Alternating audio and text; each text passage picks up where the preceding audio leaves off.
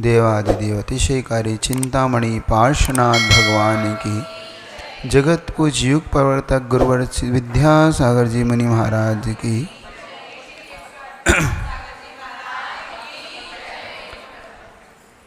पुनः एक बार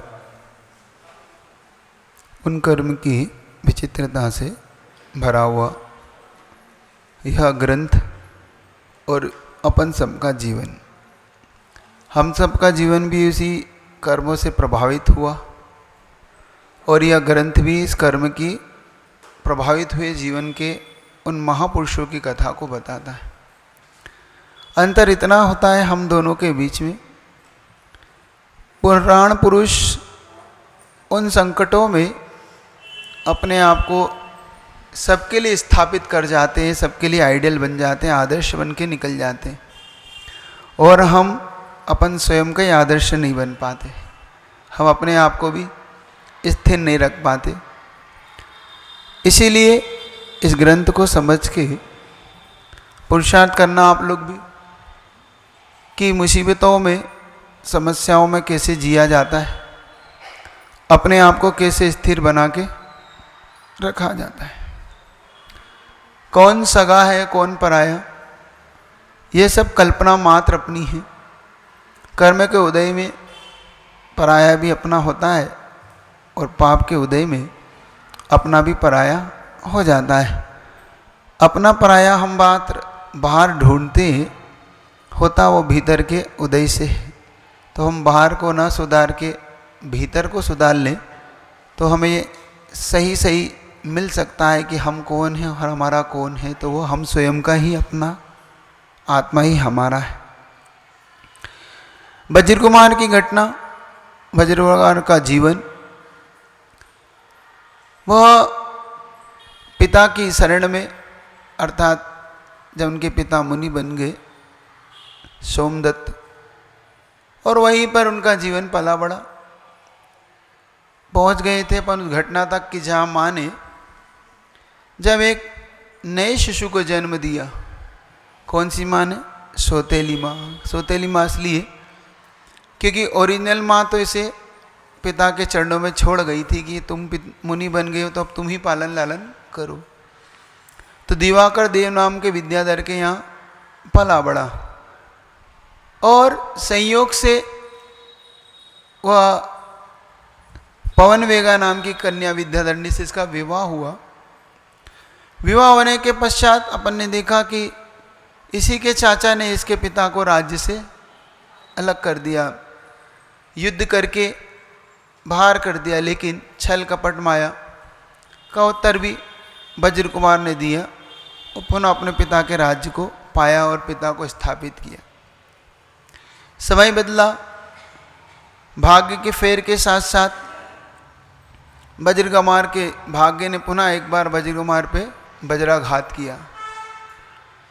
जब देवाकर देव को एक पुत्र की प्राप्ति हुई उसकी पत्नी से, तो उसकी पत्नी को ये चिंता सताने लगी कि वज्र कुमार तो हमारा ओरिजिनल पुत्र तो है नहीं और मेरा असली पुत्र तो अब उत्पन्न हुआ है मुझे, और अभी तक इसके रहते रहते मेरा पुत्र राज्य नहीं कर पाएगा।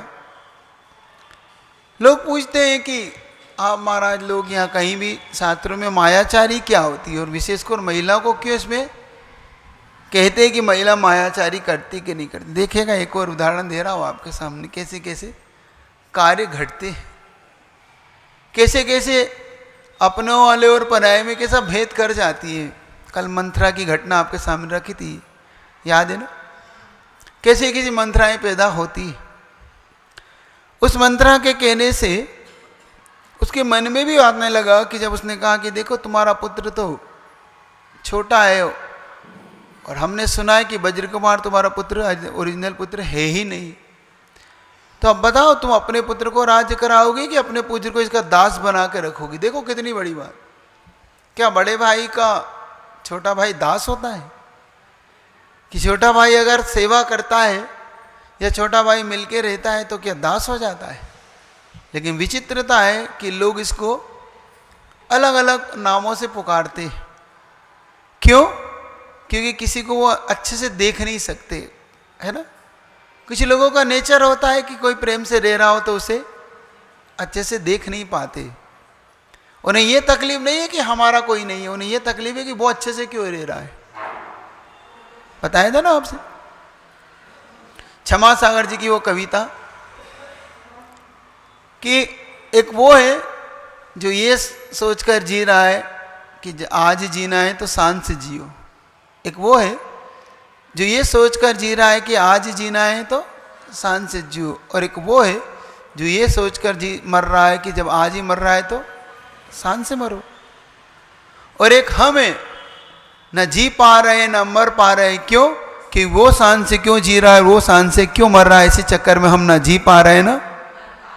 कुछ लोग वो होते हैं ना जी पाते हैं ना, उन्हें इससे तकलीफ नहीं कि वो जी नहीं पा रहे मर नहीं पा रहे, उन्हें तकलीफ है कि वो शांत से क्यों जी रहा है, वो शांत से क्यों मर रहा है। ऐसे ही बस कुछ लोग होते हैं कि वो प्रेम से क्यों रह रहे हैं, उनका घर इतना एक होके क्यों रह रहा है, उनके घर में फूट क्यों नहीं है, उनके घर में इतनी प्रेम क्यों है, बस इसीलिए वो आग लगा आते हैं। ऐसे कई मंत्राएं तुम्हें मिलेगी।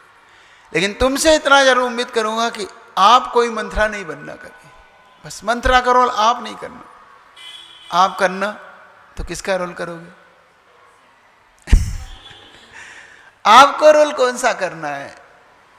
कर सको तो यशोदा का रोल करना, कर सको तो राम की मां का रोल करना, कौशल्या का रोल करना, केकई का भी मत करना। केकई और मंत्रा ऐसे पात्र है, इनका नहीं करना। हो सके तो पर्याय मिली जरूर है, महिला पर्याय मिल गई है हमें, हो सकता है पूर्व कर्म को उदय में हमें पहला पर्याय मिली है, लेकिन कहीं हमारा नाम इन लिस्ट में ना आ जाए, हमारा नाम इस लिस्ट में ना आए, क्योंकि लिस्ट बदलते समय नहीं लगता है ना। डाल देते हैं ना कुछ लोग, आप लोग मोबाइल चलाते हो तो अपनी किसी किसी का ब्लैक लिस्ट में डाल देते हो, किसी किसी का ऊपर डाल देते हो नाम की नहीं है। क्यों डाल देते हो? ब्लैक लिस्ट में क्यों डाल देते हो उस नाम को? कि ये सब मंत्रा है, इनको तो नाम, और अच्छे लोगों का नाम ऊपर लिस्ट में लिख लेते हो कि कहीं चूक जाऊं तो सबसे पहले इसका नाम दिख जाए, होता है ना। तो ऐसे तो पुरुषार्थ ये करना कि अच्छे लोगों का नाम आपका लिस्ट में, अच्छे लोगों में नाम आ सके। देखो उसने जो वज्र कुमार की असली मां नहीं थी, उसने अब वज्र कुमार को कैसे संकेत दूं कि ये यहां से चला जाए और मेरे पुत्र को राज्य मिल जाए। तो वो कहती है, एक दिन वज्र कुमार ऐसा एक झरोके से मैं बैठा हुआ कुछ प्रकृति सौंदर्य को देख रहा था, और उसकी मां इस मौके में थी कि कब मैं वज्र कुमार को अपनी असली होता है। सब कुछ हमारे जीवन में अनुकूल होता है, लेकिन जैसे ही हम उन प्रतिकूल परिस्थितियों में जीने लग जाते हैं, एकदम से अचानक क्या घटता है। बस वज्र कुमार झरोका में बैठा बैठा देख रहा था, अचानक उसकी माँ, जो असली माँ नहीं थी, एक सहेली उसकी आती है। तो सहेली पूछती है कि आज आपके चेहरे पे क्या बात है, प्रसन्नता नहीं दिख रही है। और उसे तो मौका चाहिए था, कुछ लोग अपनी बात को कहने के अलग ढंग से, कुछ विषय ही नहीं हो फिर वो निकाल सकते हैं, उनमें इतनी योग्यता होती है कि बात को घुमा के कहना। उनका सिर दर्द हो रहा तो किस पे डालना उन्हें पता है। तो उसने कहा कि देखो बहन, मैं क्या करूं, मैं दुखी तो नहीं हूं, लेकिन ये जो वज्र कुमार है ना जाने कहां से इसको उठा के लाए, ये हमारा पुत्र नहीं है। ये बस मैं ये सोच सोच के कि ये ना जाने किसका पुत्र है, ना जाने किसका पुत्र, बस ये सोच के मैं परेशान। ये कान वज्र कुमार के कानों में पड़ती है बात, और जैसे ये बात वज्र कुमार के कानों में आती है, वज्र कुमार अंदर से ऊपर तक नीचे तक हिल जाता है। क्या मैं इनकी ओरिजिनल संतान नहीं हूँ, मैं असली संतान नहीं हूँ इनकी, क्योंकि उसे तो ये पता था कि मैं तो इनकी असली संतान हूँ, यही मेरे असली माता पिता हैं, इन्होंने ही मुझे जन्म दिया है, इन्होंने पाला है, पोसा है। लेकिन इसके मन में ये बात आई कि आखिर ऐसा माँ कैसे कह सकती है कि मैं उसकी संतान नहीं हूँ। और देखो उसकी माँ को ये भी भान नहीं रहा कि अभी अभी पति को राज्य दिलाने वाला भी यही था। वज्र कुमार ने चाचा से राज्य जीत के दिया था ना, क्योंकि चाचा ने तो राज्य हड़प लिया था, कर दिया था, देश निकाला, दिलवा दिया था, लेकिन वो उपकार भी भूल गई। इसी वज्र कुमार का तो उपकार है जिसने मेरे पति को पुनः राज्य पे स्थापित किया। ऐसे ही कारणों से बनता है असाता वेदिनी का उदय।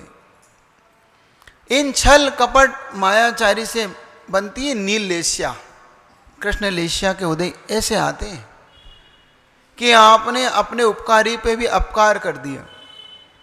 ऐसे ही बनता है निज गोत्र का उदय। कर्म सिद्धांत को समझने का पुरुषार्थ करना। जो आपका उपकारी हो, जिसने आपके लिए भला किया हो, अच्छा किया हो, उसके बारे में भी जो आप मिथ्या प्रचार करते हो, उसके बारे में जब गलत बोलने लग जाते हो, उसके बारे में जब गलत भावनाएं करने लग जाते हो, ऐसे बनती व्यक्ति बनती नीच गोत्र में उदय।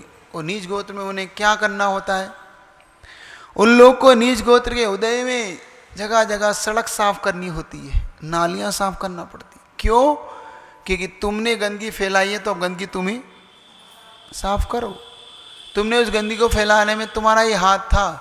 तुमने किसी के जीवन को बर्बादी के रास्ते पे ले गए, तो अब तुम्हारा जीवन भी ऐसा ही होगा कि क्योंकि तुमने उसके बारे में मिथ्या प्रचार, झूठ बोल के और अपना आप को अच्छा बना के जो प्रस्तुत किया है, इन कारणों से। कभी भी एक बात जीवन में याद रखना, जिसने उपकार किया हो इतना सा भी, बस उसके उपकार को स्वीकार करके कभी अपकार नहीं करना। चाहे तुम उसका उपकार कर पाओ या ना कर पाओ, बदले में उसको अच्छा कर पाओ या नहीं कर पाओ, मत करना, लेकिन अपकार तो बिल्कुल मत करना। कभी ऐसे व्यक्ति का अहित भी हो रहा हो तो हो सके तो उसे हित करना, लेकिन अहित में शामिल मत होना। हित करना, पुरुषार्थ करना कि बचा सको तो बचा लेना, पुरुषार्थ करना कि उसके लिए अच्छा कर सको तो कर। लेकिन कुछ लोग इसको भी भूल जाते हैं। उसकी माँ ये भूल गई कि अभी अभी तो मेरे पति को इसने, जब ये बात बोल दी गई, वो कहते हैं शब्दों के घाव कभी नहीं भरते। किसके घाव नहीं भरते? शब्द समारे बोलिए, शब्द के हाथ न पाओ, एक शब्द औसत करे, एक लगावे घाव। शब्द के हाथ पैर नहीं होते, शब्द में लेकिन जान बहुत होती है।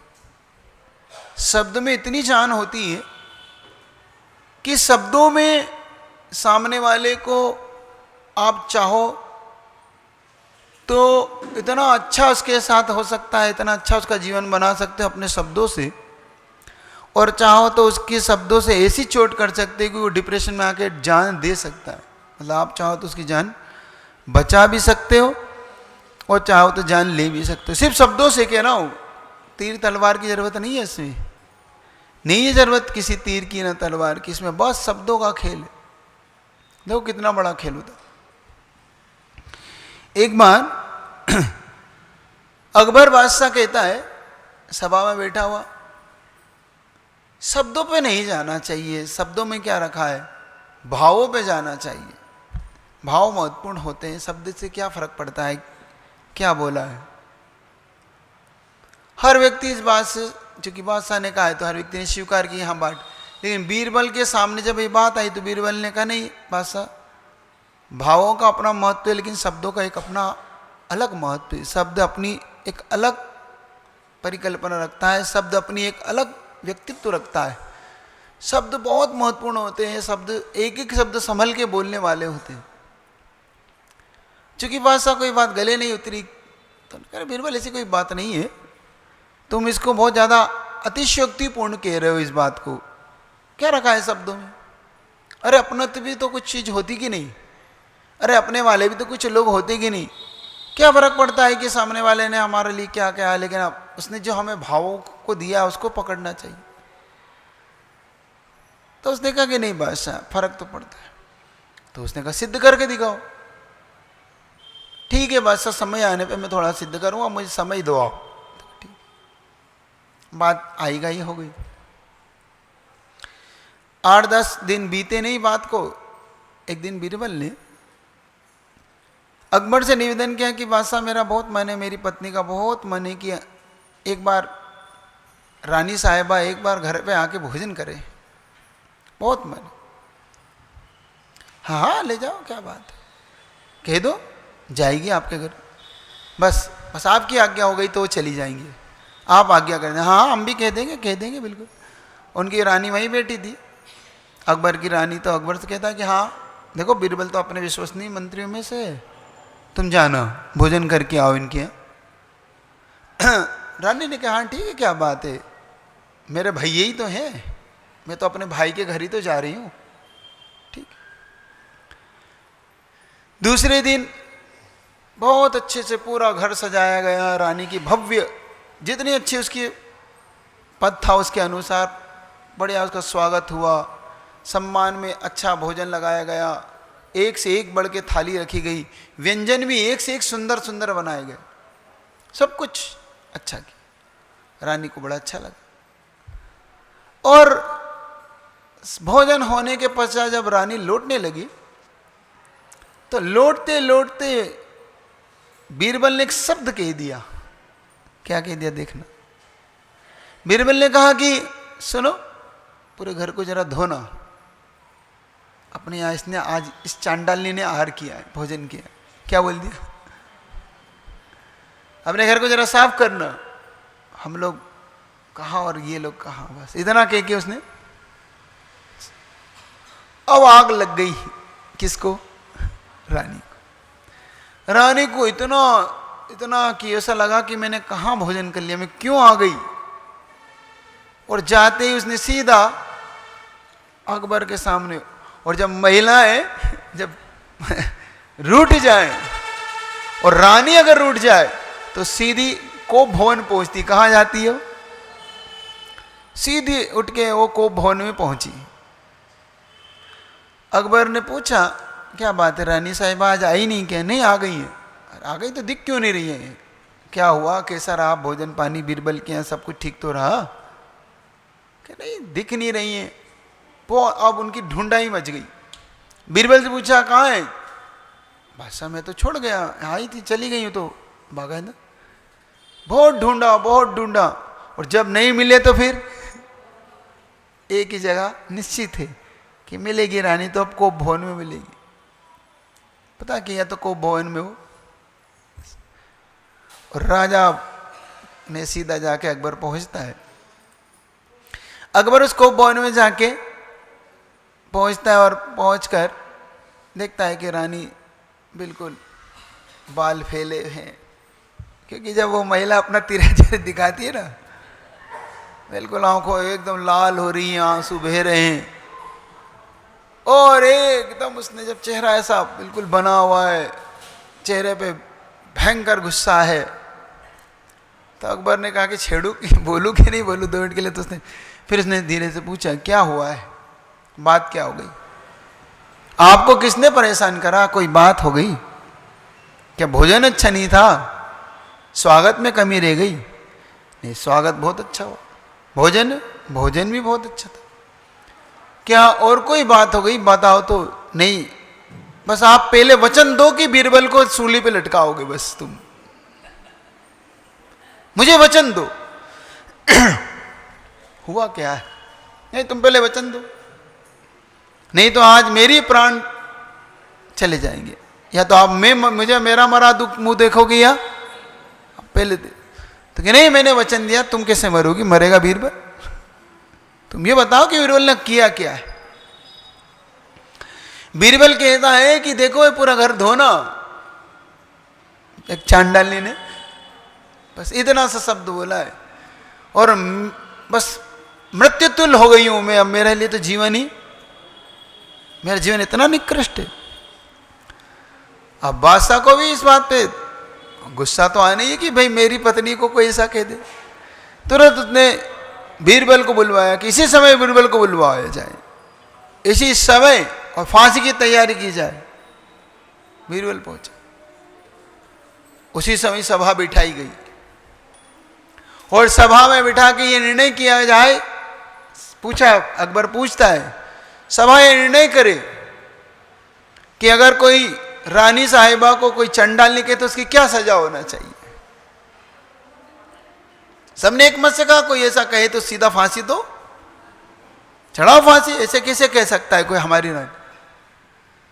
तो बीरबल की तरफ देखता है बादशाह, हाँ बीरबल अब तुम क्या कहते हो। तो बीरबल कहता है, नहीं बादशाह, भावों पे देखना चाहिए, शब्दों पे नहीं जाना चाहिए। बीरबल ने क्या बोला, भावों को देखना चाहिए, शब्दों पे क्या जाना है। शब्द तो हो सकते हैं निकल गए हो, या शब्दों का ऐसा भाव ना हो। अकबर कहता है, अच्छा उस दिन की बात आज सिद्ध करिए।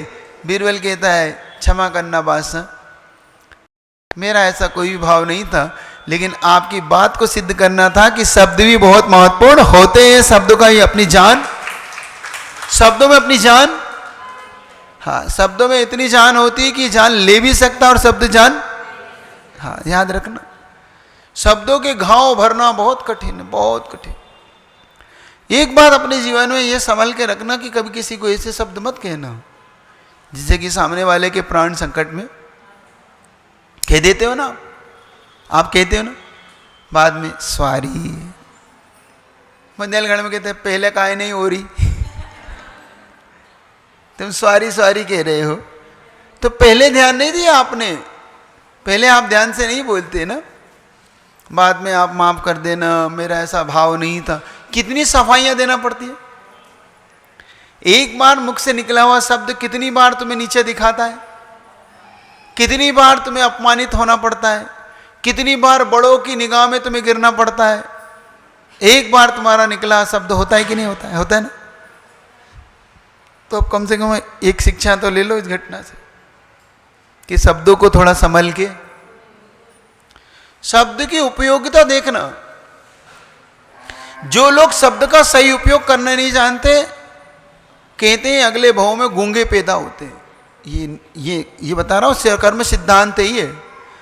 कर्म सिद्धांत की ये धारणा है कि क्यों गूंगा पैदा होता है व्यक्ति।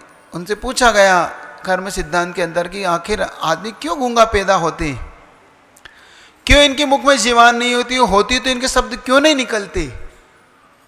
तो आगम कहता है कि जो व्यक्ति शब्दों का दुरुपयोग करता है, जो बहुत आगे आछे वाचाल होते हैं, जो वाचाल जानते हो, वाचाल उन्हें कहते हैं जो इतना बोलते हैं कि चुप करना मुश्किल, और बोलना नहीं यथवा तथवा बोलते हैं, है ना। कुछ लोग को माइग्रेन होता है, कुछ लोग को माइग्रेन होता है, कुछ लोग को माइग्रेन होता है ना, सिर दर्द, और एक होता है माइग्रेन, माइक का दर्द होता है ना, होता है। नहीं बुलाओ तो उनसे बड़ी दिक्कत होती है उनको। जिसको माइक ना मिले उससे पूछो कैसा होता है, उसे गैस बनती, पेट नहीं पेट फूलने लग जाता है उसका, ऐसे भी होते हैं। तो आगम कहता है कि जो व्यक्ति वाचाल होते हैं, जो लोग शब्दों का दुरुपयोग करते हैं, पल पल पे गालियां देते हैं। कुछ लोग का तो इतना नेचर होता है कि बात करते समय गाली निकल के ही बात करते हो, ऐसे भी लोग को हमने देखा। बोलेंगे बाद में, पहले गालियां देंगे, और उनके इतने रूटीन में मतलब उनके सहज हो गई कि उन्हें यह भी नहीं पता पड़ता कि मुनि महाराज के सामने भी हमने गाली दे दी। इतना उनका अभ्यास हो चुके होते हैं कि वो बात करते करते वो एक दूसरे को गाली देते हैं और मुनि महाराज के सामने बैठे रहते हैं, बोलते बोलते। हाँ, तो देखना कि आप पुरुषार्थ करना इस बात को, आप लोग इस बात को समझने का पुरुषार्थ करना कि अपने जीवन में कभी ऐसा ना हो जाए, नहीं तो अगले भाव में गूंगे बनना पड़ेगा। गूंगे, ध्यान रखना। और गूंगा व्यक्ति कहां से शुरू होता है? एक होते हैं 2 इंद्री, 3 इंद्री, 4 इंद्री, और एक होते असंगी पंच इंद्री। हमारी भाषा वर्गणाएं जो होती हैं, एक शब्दात्मक होती है, एक अशब्दात्मक, मतलब सामान्य से।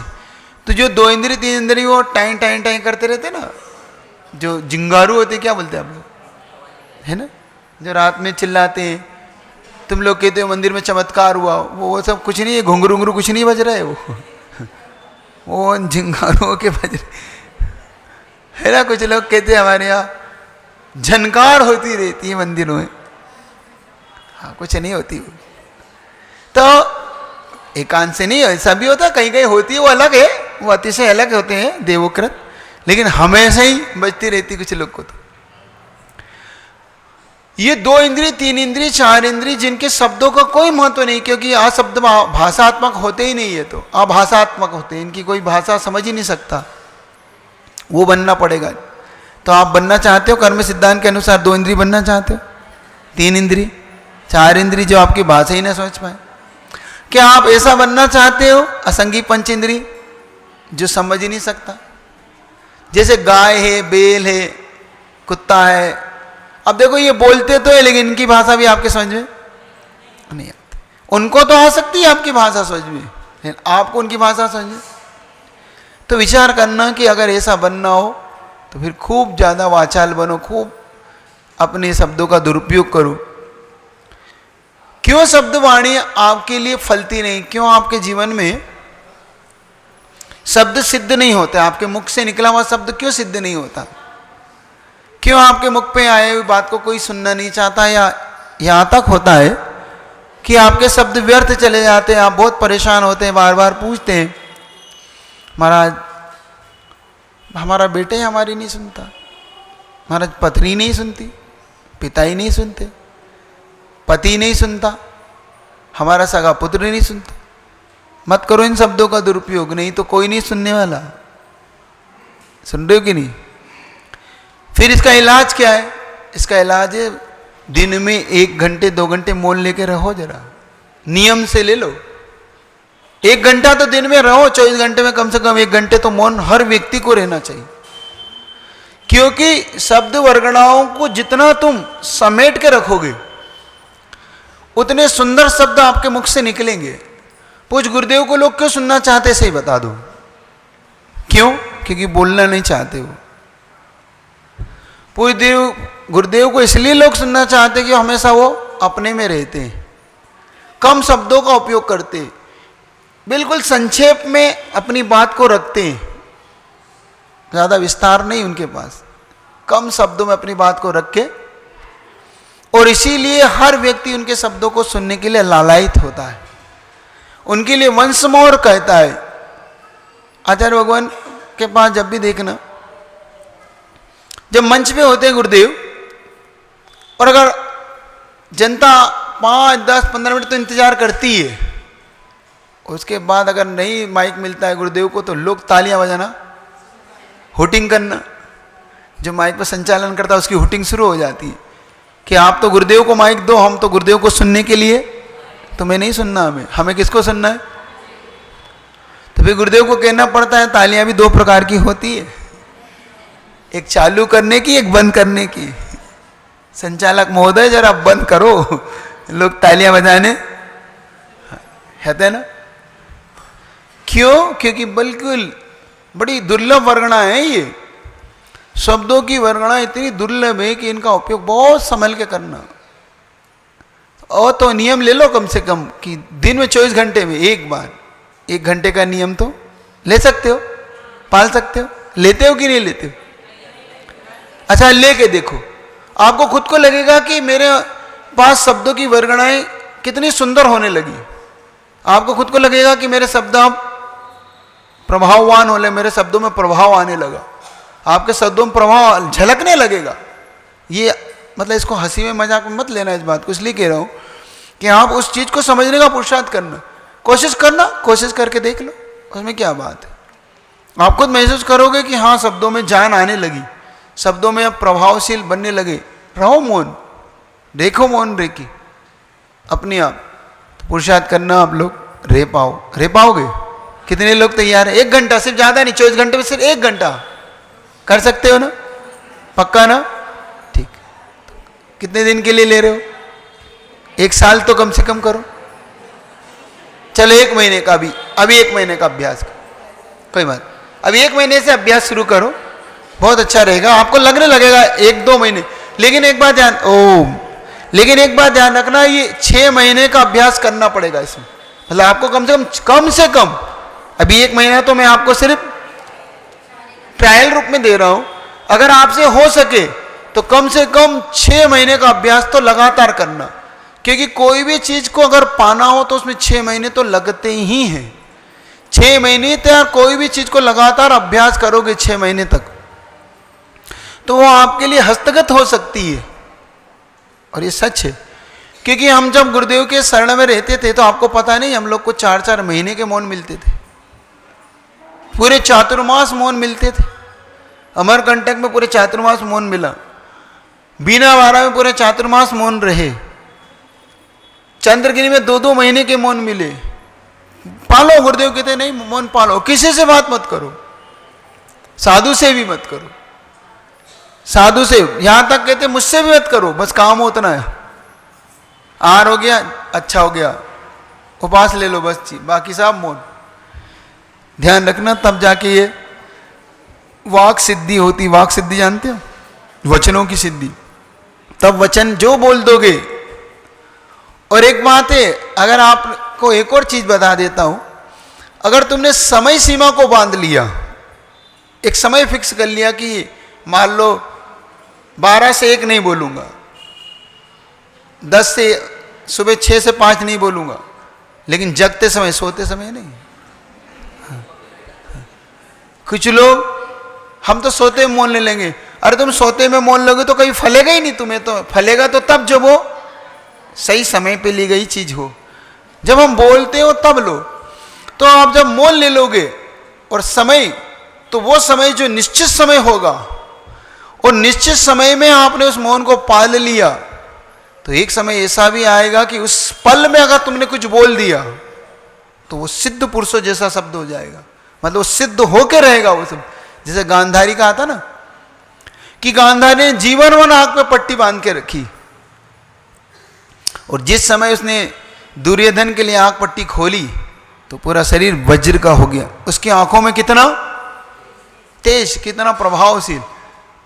और ये सब बातें किसी दिन बताऊंगा कि क्या हुआ था उसके अंदर।